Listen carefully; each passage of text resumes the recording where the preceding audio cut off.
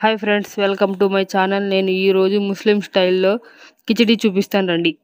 అన్ని కడిగి నానబెట్టుకోవాలి. స్టవ్ వెలిగించి కళాయి పెట్టుకొని కొంచెం మూంగాలు వేసుకొని త్వరగా వేపుకొని పక్కన పెట్టుకోవాలి.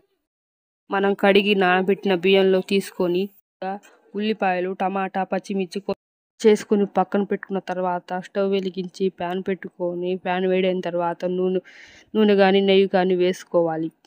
నెయ్యి వేడి అయిన తర్వాత చెక్క, లవంగ, ఉల్లిపాయలు, పచ్చిమిర్చి వేసుకొని ఫ్రై చేసుకోవాలి. ఆయిల్ బాగా ఫ్రై అయిన తర్వాత అల్లం వెల్లుల్లి పేస్టు వేసుకొని ఫ్రై చేసుకోవాలి.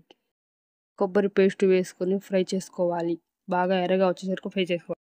తరువాత కొంచెం పుదీనా, కొత్తిమీర వేసుకొని బియ్యానికి సరిపడా నీళ్లు పోసుకోవాలి.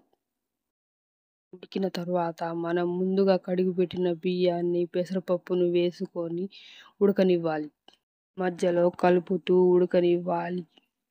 ఉడికిన తర్వాత కొంచెం సేపు మూత పెట్టుకొని 5 minutes లో ఫ్లేమ్ మీద ఉంచుకోవాలి.